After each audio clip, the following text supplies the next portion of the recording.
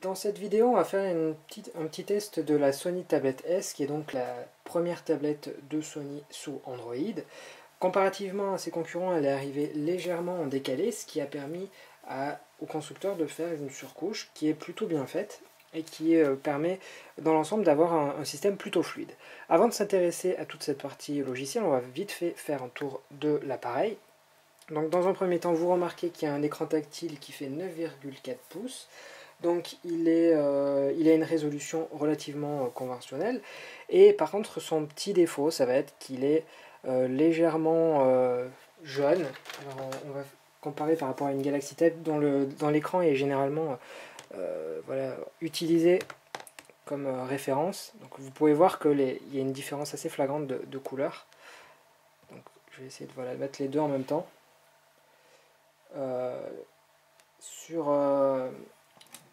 Sur la Samsung, en fait, les couleurs sont beaucoup moins fluo. Donc voilà, ça a des avantages et des inconvénients. Mais vous pouvez voir que sur celle-là, voilà, que grosso modo, en fait, il y a une tendance à virer vers le jaune. Donc c'est assez choquant au début, mais après on s'y habitue et on voit que bon, au final, c'est pas non plus très grave. Donc là, ce qu'il y avait à dire sur cet écran. Ailleurs, on remarque qu'il y a donc une caméra frontale de 0,3 mégapixels et on retrouve autour un capteur de luminosité qui va donc pouvoir servir à l'écran de s'ajuster en fonction de la lumière ambiante et un micro. Voilà ce qu'il y a à dire grosso modo sur cette face avant avec, comme vous pouvez voir, tout de même des rebords épais au niveau de l'écran, donc ça fait c'est un peu dommage parce qu'on dirait qu'il y a beaucoup d'espace qui est perdu. Maintenant, on va passer sur le dessus. Donc là, pas grand chose à dire, et certainement vous ne le verrez pas, mais il y a un petit lecteur infrarouge. Donc dans une deuxième vidéo, je vous montrerai son utilisation. Derrière, c'est tout simplement du plastique, et même, j'aurais tendance à dire plutôt du mauvais plastique, parce que en tapant dessus, ça a un mauvais son. Voilà, comme vous pouvez le constater face à une Samsung qui a une meilleure sonorité. Donc là, on dirait presque du mauvais plastique. C'est plutôt dommage parce que vu le prix que coûte ce genre de tablette, c'est assez dommage. Par contre, là, ce qu'on aime sur cette tablette, c'est vraiment son aspect qui se différencie des autres. Alors voilà, d'un côté, ça va permettre d'avoir un look très différencié, et de l'autre, la course à la finesse, ce ne sera pas pour celle-là. Mais après tout, c'est pas forcément grave parce que vu qu'elle est elle a ce design, elle va être beaucoup plus simple à porter dans les mains, comme vous pouvez le voir, et donc plus facilement utilisable au quotidien. Donc voilà, ça a des avantages, des inconvénients, à vous d'en juger. Donc environ, ça fait 10 mm d'épaisseur au plus bas, et une vingtaine sur le dessus. Maintenant, si on tourne vers le côté gauche, on voit qu'il y a donc un jack 3,5 mm. Là, ici, il y a, je ne sais pas si vous le voyez très bien, un micro USB qui va donc pouvoir servir pour une connexion avec l'ordinateur en MTP. À noter qu'il sert également de port pour faire de l'USB host. Donc j'ai pas de convertisseur, j'ai pas pu tester, mais dans le manuel c'est indiqué que normalement la tablette est tout à fait compatible, et donc on fait une véritable tablette multimédia. Juste à côté, c'est un lecteur de carte SD, pas des micro SD, des vrais SD. Donc assez pratique si vous avez un appareil photo, une caméra par exemple. Voilà. Si on continue un peu plus, ici il y a les haut-parleurs, et en dessous certainement les prises pour le dock. En tournant de l'autre côté, hop, ce sera mieux comme ça, il y a ici le bouton on-off, juste à côté l'indicateur de charge, donc qui passe au rouge lorsqu'il y a le chargeur qui est connecté, c'est logiquement. Les deux boutons du volume, et ici un petit bouton reset, donc il faut y mettre une petite pince et la tablette se réinitialise toute seule. Et enfin, un autre haut-parleur. A noter qu'ici, donc là vous ne le verrez pas mais certainement dans les photos, il y a une LED une LED classique sur Android qui s'éclaire lorsqu'il y a une notification qui arrive. Donc par défaut la couleur c'est vert, mais selon les applications elle peut changer de couleur. Et le dernier élément qu'on n'avait pas regardé, c'était ici pour charger la tablette. Donc c'est encore un port propriétaire. Donc c'est pas du PDMI, pas du micro USB. L'avantage c'est qu'il tient un peu mal, du moins dans la mesure, c'est pas vraiment un défaut de dire qu'il tient un peu mal, c'est plutôt que dès qu'on va y tirer dessus, il va se débrancher, donc si toutefois vous en marche sur le câble, la tablette ne va pas venir, c'est juste le câble, et donc être beaucoup mieux pour la tablette. Pour ce qui est à l'intérieur, au niveau matériel, il y a un Tegra 2 qui est donc aujourd'hui du classique, et 1 Go de RAM. Après Wi-Fi, Bluetooth, je vous passe le détail, parce que c'est du classique. La version qu'il y a ici, c'est une 16 Go, sachant qu'il existe également une 32. Et ici, ce n'est qu'une version Wi-Fi, sachant qu'il en existe une autre avec de la 3G. Donc voilà, à voir selon vos besoins. Donc on va regarder maintenant tout ce qui est partie logicielle. Donc on remarque que c'est Honeycomb, et que c'est même un Honeycomb qui marche très bien, parce que c'est extrêmement fluide. Les petits ajouts, ça va par exemple être de pouvoir glisser, en laissant glisser son doigt, de pouvoir basculer vers tous les bureaux. Donc voilà. Tac. Hop, si je l'enlève, voilà, on verra mieux. Par contre, le petit défaut, c'est que c'est beaucoup moins fluide que comparativement à ça. Voilà, je vais vous le refaire. Voilà, on voit hop, que c'est beaucoup moins bien. Là-dessus, on voyait sur Honeycomb qu'il y avait cet espace là, tout en haut, qui était inutilisé, de l'action bar. Eux, ils ont pensé utile de rajouter des raccourcis vers leurs applications. Donc le navigateur, les mails, la télécommande et le lecteur de flux. Donc on les regardera un peu plus tard. Donc c'est une bonne idée de les avoir ajoutés. Le petit dommage, c'est de ne pas pouvoir utiliser les siennes. Donc il y a ça sur cet écran, et on note également l'ajout du bouton favori. Voilà, qui donc affiche un peu tous les éléments qui ont été mis en favori. Donc par exemple, la liste des jeux intégrés, sachant que cette tablette est certifiée PlayStation. Voilà, on voit le petit logo ici. Donc ça permet d'accéder à des jeux un peu comme le Xperia Play, mais par contre il n'y en a pas beaucoup, et vu que sur Honeycomb il y en a déjà plutôt pas mal, c'est pas forcément quelque chose de mal. Donc là, on peut voir dans cet écran les favoris, donc ce qui a été ajouté récemment en termes de musique, en termes de vidéo, voilà, dans un peu tous les domaines. Donc c'est joli. Après, est-ce que c'est pratique? Est-ce que ça sera utilisé? Pas forcément. Mais bon, ça fait partie de l'ensemble. Donc là-dessus, au niveau des widgets ou des fonds d'écran, il n'y a pas grand-chose à vous dire. C'est en gros ce qu'il y a sur Android. Sachant que, j'ai oublié de le préciser, il s'agit d'Android 3.2, non, 3.2.1, pardon.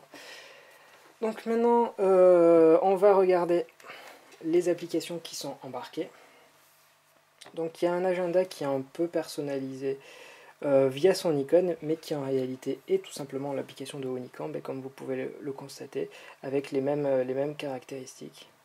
Voilà. La seule différence, c'est un petit toast qui s'affiche ici, donc voilà, bon, rien de très flagrant à dire là-dessus. Je vous laisse voir, moi c'est fluide, et voilà, c'est l'application de Honeycomb de Google en fait. Au niveau des contacts, ça va être un truc personnalisé également, donc à voir ce que vous en pensez. Et également aussi ce menu, j'ai oublié de le préciser, avant toute chose, donc, qui nous offre soit cette vue qui est personnalisée, donc c'est-à-dire qu'on va pouvoir mettre les icônes là où on le souhaite, si ça le veut, donc, voilà, tac, on peut les mettre là où on veut, et on peut également ajouter des séparateurs là où on le souhaite, avec la possibilité de rentrer un nom particulier, avec au passage ici le clavier qui est pas terrible. Voilà, donc là on a notre écran personnalisé. Il y a deux autres vues qui permettent de classer en fonction des plus récents, mais comme vous pouvez le voir, il n'y a plus que deux applications par ligne, et pour scroller c'est plus forcément très pratique, parce que il y a beaucoup moins d'informations qui sont affichées. De même pour de A à Z, donc classé de manière alphabétique. Donc voilà, ça aurait été bien que cette vue soit déportée sur les autres, c'est pas le cas, tant pis. DLNA, on le verra dans une vidéo après, email également. Donc la galerie, c'est celle d'Android avec le petit fond personnalisé en dessous. Voilà, donc là, qui offre exactement les mêmes fonctionnalités, si ce n'est voilà, l'envoi vers en DLNA, mais qui fait l'objet d'une autre vidéo. Voilà. Au niveau de l'horloge, elle est légèrement modifiée pour permettre donc l'accès à l'horloge, voilà, à la galerie. Oups, je vais un peu trop vite là. Voilà, au lecteur musical ou au retour à l'accueil. Au niveau du lecteur de flux social, on peut y ajouter soit son Twitter, soit son Facebook. Donc là, en l'occurrence, je n'ai pas ajouté le mien. Il se trouve que le gros problème, c'est qu'il ne fait pas de refresh automatique par défaut. Donc c'est à vous de le faire et bon, au niveau de l'interface, c'est plutôt moyen. Grosso modo, les applications du market font mieux. Au niveau du lecteur de musique, une très belle application comme vous pouvez le constater, avec voilà les petites pochettes qu'on peut mettre à sa guise. Donc voilà, hop, on peut même les tourner, voilà. Donc si je clique dessus,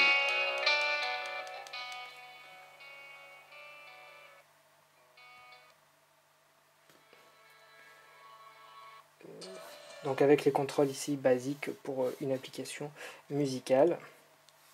Au niveau des paramètres, il y a notamment un égaliseur qui est plutôt complet, parce qu'on peut régler un peu ce qu'on veut, donc soit par des styles prédéfinis, soit à sa guise. Voilà, avec le X-Loud de Sony, mais bon, voilà, c'est du classique. Et donc voilà, on peut trier par artiste. Hop. Voilà, donc là il y a Sense Me. Donc si par exemple je dis que j'aime la détente, ça va me lire normalement des musiques en fonction de ça. Du moins, sur mes musiques qui sont dans la tablette, il va il va classer celles qui sont énergiques, gaies, soir, nuit, etc. Ou plus simplement, on peut avoir accès à sa bibliothèque de manière classique avec toutes les chansons, l'album artiste. Donc voilà, ce qu'on aime dans cette application, c'est surtout cette interface qui est très jolie, voilà, et qui à nouveau renvoie vers le DLNA et donc montre que cette tablette est vraiment dédiée au multimédia. Ensuite, le lecteur de vidéo, donc c'est ensuite la même chose. Ça, en gros, ça lit de l'AVI mais pas de MKV, comme du moins c'est le problème du Tegra 2. Donc tant que ce processeur est intégré, en fait, on peut rien espérer de terrible pour les tablettes sous Honeycomb. Donc voilà, elle en hérite. Donc elle se veut une tablette multimédia et donc pâtit un peu de ce processeur. Il y a un reader, donc un lecteur. Donc là j'avais ouvert un fichier PDF avant. Est-ce que je peux le rouvrir? Ouais. Donc là c'est le manuel d'utilisation de la tablette qui fonctionne autant en paysage qu'en portrait. Je suis un peu au milieu de nulle part. Avec voilà, une animation classique. Outre cette fonction de lecture de MP3, on peut télécharger des livres. Donc là, j'en ai téléchargé un par exemple. Et donc voilà, on peut en lire le contenu. Donc là, normalement, ici on peut choisir, on peut se déplacer dans le livre, avec possibilité de faire page suivante, page précédente.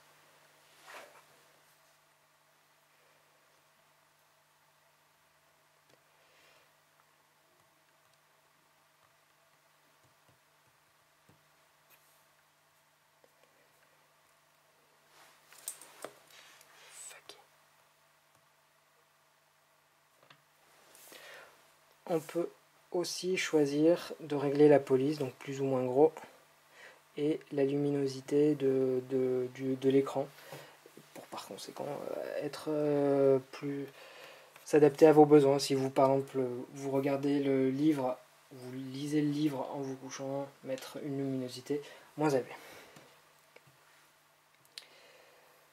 Ensuite, télécommande, c'est pas là. Testeur Wi-Fi, en fait, c'est juste un outil pour tester si la connexion marche en interrogeant des serveurs. Donc, c'est un outil qui est plutôt grand public, qui permet d'aider à voir si tout fonctionne bien.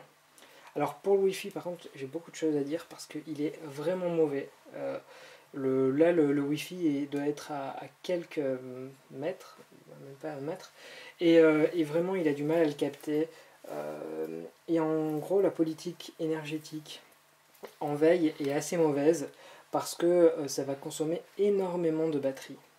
Donc il y a la possibilité de désactiver complètement le Wi-Fi pendant qu'il est en veille. Le problème, c'est qu'à chaque fois qu'il doit se reconnecter, il a vraiment du mal à détecter tous les réseaux qui sont autour de lui. Donc il faut souvent éteindre le Wi-Fi et le rallumer. Même une recherche ne fonctionne pas.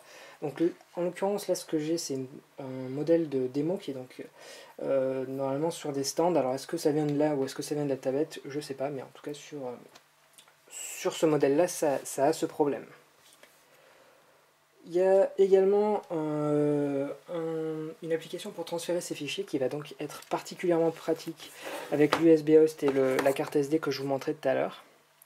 Donc là, c'est assez simple parce que on va faire un drag and drop du contenu entre les deux colonnes. Donc c'est très simple, c'est très bien fait. Voilà.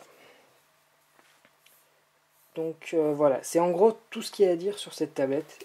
Comparativement à mes vidéos d'habitude, je suis allé beaucoup plus vite. Ce n'est pas pour autant que la tablette ne vaut pas le coup. Au contraire, elle est vraiment axée sur le côté multimédia et le fait même très bien avec le DLNA, la télécommande avec l'infrarouge. Et de ce côté-là, ils ont vraiment réussi leur pari. Ensuite, on retrouve Honeycomb dessus. Donc ça a les avantages et les inconvénients. Donc l'inconvénient, c'est encore que l'Android Market n'a pas beaucoup d'applications qui sont optimisées. Donc c'est dommage là-dessus. Enfin, au niveau matériel, c'est vraiment une bonne tablette. Je dois dire que au début, j'en avais plutôt une mauvaise presse. Et en fait, en la testant, en l'essayant, c'est plutôt bien. Alors, pour le matériel, les petits défauts, ça va être l'écran qui est un poil jaunâtre, mais on se fait vite. Et c'est l'histoire du Wi-Fi que je vous ai expliqué. Donc voilà. Il y a peut-être des problèmes qui viennent du fait que cette tablette est un modèle qui est normalement sur un stand. Donc voilà. À vous de la tester avant de l'acheter, mais pour moi, je vous la recommande sérieusement. Comme toutes les autres tablettes, elle est certainement beaucoup trop chère pour ce que c'est. Mais voilà. Sony a fait un bon produit. Alors pour ce qui est PlayStation, c'est vraiment du pipeau, disons-le complètement. Parce que je n'ose même pas vous ouvrir l'application, il doit y avoir 5 jeux dessus. Mais voilà.